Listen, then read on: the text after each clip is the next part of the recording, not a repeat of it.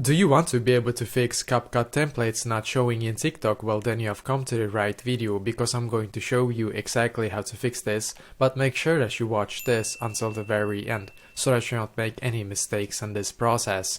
So as you can see, I'm currently on my TikTok app right now, and actually as of right now, not all TikTok, or rather not all CapCut templates are on TikTok right now, unfortunately. So if you're looking for one specific template that is not on TikTok right now, then the best thing to do is to actually go into your browser. So go into your browser and then go into Google and then just search for CapCut templates, and then you should actually get the CapCut website where you can actually see all of their templates in there basically. So search for CapCut templates, and I think it's the first result actually. It should be like the CapCut official website, but just double check. So click there and then you will be able to see all of their CapCut templates in there. So just go in there and scroll and find the one that you're looking for. So basically this is exactly how you can actually fix this. So let me know in the comments below if you have any questions, and I will do my very best to try to help you.